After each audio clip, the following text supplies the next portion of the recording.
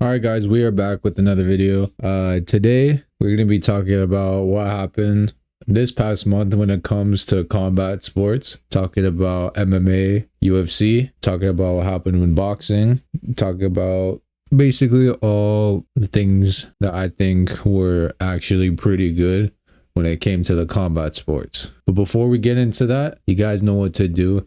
Make sure you like, subscribe, comment on the video, and yeah, let's get into it. So first we're going to talk about UFC 318, Max Holloway versus Dustin Poirier, the trilogy. That fight was an absolute war, and it's probably one of the most exciting fights I've seen recently. The fight went exactly how I thought it was going to go. I thought Max was going to put up the volume, and Dustin Poirier recently has been just showing that he's just doing 1-2 shots at a time instead of throwing a lot of volume. Max Holloway brought it with the high volume, and since he's at 155, he has a 155 frame now, so he's gonna be packing a lot of power, and that's what we just saw. So in the first round, I thought it was gonna be like, oh, they're just a feeling now right now, you know, see what's happening. And then in the first 2 minutes, bang, Max Holloway drops Dustin Poirier with a clean slapped left hook with a right straight down the middle. It was a beautiful shot, and since Max is at 155 now, he looked a lot bigger, so the power should have been there. So he drops him, and then while Dustin is trying to scramble up, Max just hits him with the left hook and then drops him again and almost finishes him in the first round, which was crazy. And then the second round came, and then Max stumbles Dustin again and starts going off on the fence. Just starts throwing combos, high volume, ripping to the body, going to the head. And I thought the fight could have been finished right there if Max wanted to, but Dustin Poirier stayed in. And then the last like 30 seconds of the round, boom, 180. Dustin just hits Max with a right hook right behind the ear and then drops Max. And then they're just scrambling, and then Dustin pulls Gilly. And then the last 10 seconds of that round, Dustin's on top, ground and pounding, throwing elbows, and then the round ends. And then round 3 and 4 were pretty much the same. Max just going off on volume. Dustin just throwing the singular shots, not really throwing as much volume. Yeah, he's throwing a lot of power shots, but he's not throwing a lot of significant strikes.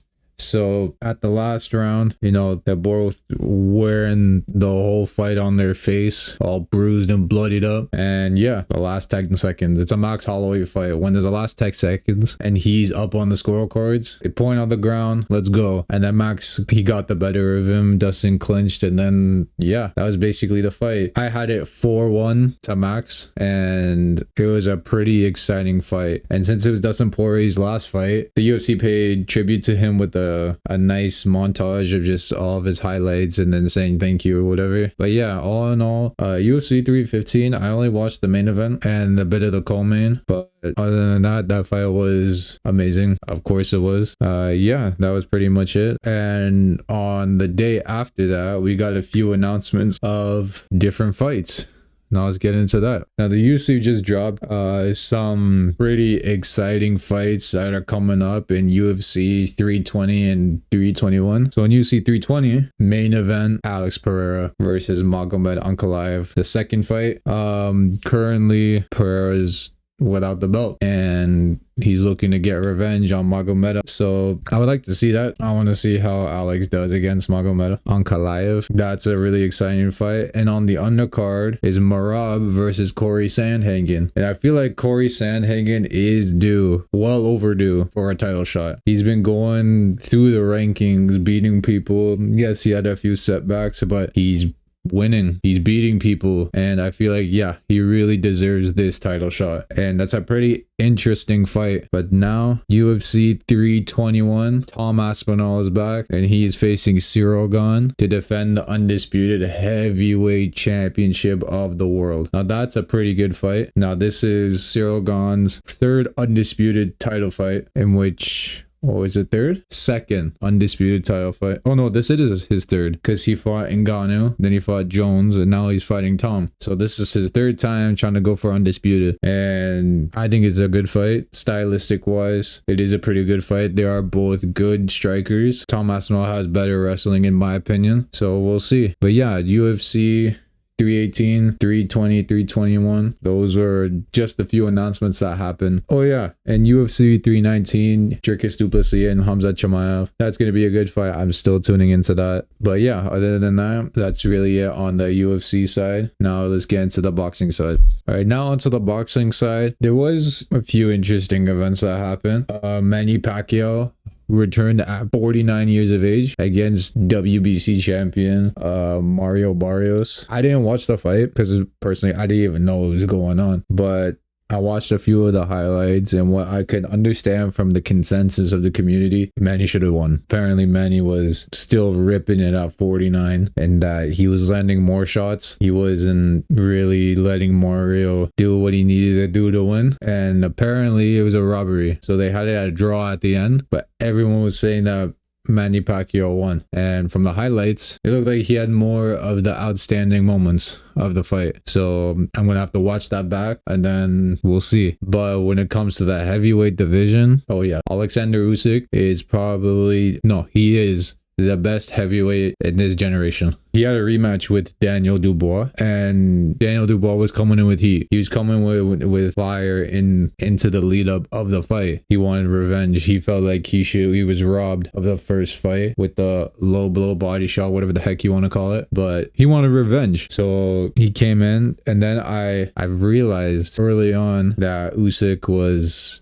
I think he did him worse than he did in the first fight. So I'm watching the fight and I see Daniel, he is being a bit more patient. He's being a bit more waiting on the shots instead of going. But when Usyk threw, Daniel would throw and then would leave himself open, and he would just go through 2 or 3 shots, but Usyk again was just landing more. And I think there was in the second round, Daniel backs up Usyk into the corner, and then Usyk just pops him with the right hand and the left hook and then drops him. I realized, oh, this is a different Usyk than before. And Usyk is 38, and he's still moving like this. He's one of the best in this generation. He's probably going to be, at the end of his career, probably top 5 heavyweights of all time. Because to do what he did, going from cruiserweight, undisputed champ, to moving up to heavyweight, beating Joshua twice, Fury twice, Daniel Dubois twice, Derek Chisora, his resume is it's different because he beat the best in this era. So anyways, going on into the fight, it goes to the 5th round, and then that's where it just crumbles for Daniel Dubois. I feel like the game plan wasn't there. The mindset was right, yes, get revenge, get the undisputed, and beat the unbeatable, as it was right now. But it's just that I feel like the game plan was wrong. He should have led with the jab and then started ripping the body early, but he just didn't. That was what they were saying they were gonna do. They just rip the body, wait for the counter right overhand, and then hopefully they win. But in the 5th round, Usyk drops him again, and you could see in his face it's just like defeat. Like he doesn't know what to do, but he's still gonna go out there and fight. So he tries throwing a right hand, and then Usyk saw it from a mile away, just popped him with the left hand of his own and knocked him out. He dropped him hard, but it looked like on Dubois' face, he was already defeated, and he didn't seem like he wanted to get back up, because when he got up, he just walked to his corner like it was nothing. Now, I'm not going to say he quit, but it just seemed like he didn't want any more to do with Usyk, and that's what Usyk does. He just breaks you. At the end of the fight, I don't know why Jake Paul was in the ring facing off with Alexander Usyk. That's ridiculous. We'll get onto him and the other influencer side later, but right now, hats off to Usyk. He is the best in this era of heavyweight because no one's moving like him. No one has the skills like him, and he's beating guys that are bigger, way bigger than him, like 30, 40 pounds bigger. And this is heavyweight. Yeah, you could go up to whatever weight, but Usyk is 220, 230. All these other guys are beating 250, 260, 240, and he's beating them pretty easily. So that just goes to show how skillful he is and how much of an IQ that he has. Nevertheless, that's pretty much it on the boxing side. He still got Canelo versus Crawford on the 13th. I'm still gonna be waiting for that one.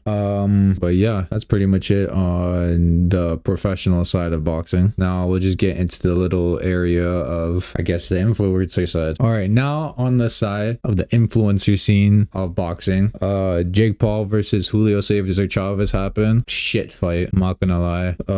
First 8 rounds, Jake Paul was basically just doing what he does. I didn't didn't really see that much development from this fight, from his last fight, and then the previous fight, and then the previous fight. He's not showing development. If anything, he's just showing that he's regressing. I'm not gonna lie. He looks slow. Yeah, he had power. Okay, he had okay stamina to get to the 10th round, but that coming from someone who's not doing anything, and his defense is non-existent. I'm not gonna lie. His footwork is decent, but his hand placement when it comes to people throwing punches back is just non-existent. He's just not a 200-pounder. He looks slower. He looks sluggish. He looks even more tired. Like when it came to the 4th round, his hands were dropping. And yeah, and that you could say that because nothing was coming back for him, but not even now. If nothing's coming back from you, hands still should be up. So I feel like he's just not improving the way he needs to improve, and you can't really see when it comes to the fighting. It's hard to blame him and not his opponent, because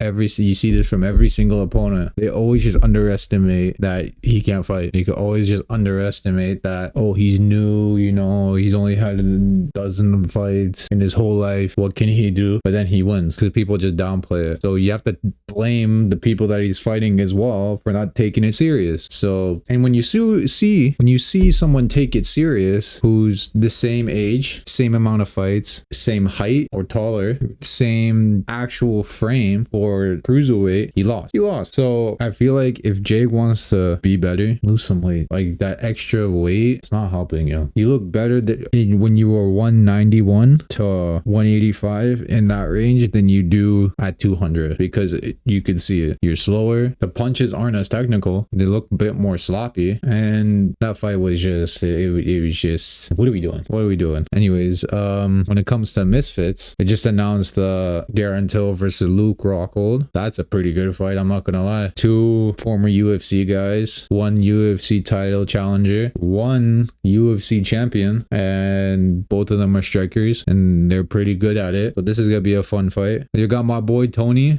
Ferguson. How are you gonna get this guy on a card and then he's facing Salt Poppy? Now I'm not gonna lie, this is pretty dangerous for Tony, because this guy is like 40 something years old and he hasn't boxed, but he's durable. So I would like to see what happens. I do feel like Salt Poppy's probably gonna win. I don't want him to win, but other than that, yeah, there's that.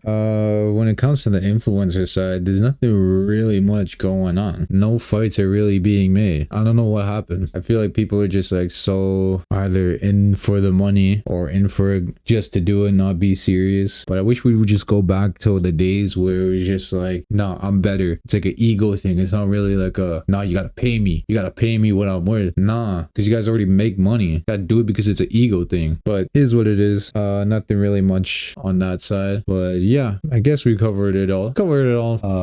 See if I'm missing anything. Nope. That's pretty much it. Yeah, so that's been this video, talking about the UFC, what's going on, talking about the boxing side of it, figuring out what's going on, the influencer side, which is pretty much, it's always been like up and down with that side. But anyways, thank you guys for watching. Like the video, please subscribe to the channel. That's probably the most important thing. Please subscribe so you can keep up when I'm uploading. Support your boy, and yeah, follow me on my socials. They're gonna be in the description below. My Instagram, TikTok, Snapchat, Twitter, Facebook, all of it. It's going to be in the description below. And yeah, thank you guys for watching. This has been your boy Matt. Take it easy. Peace.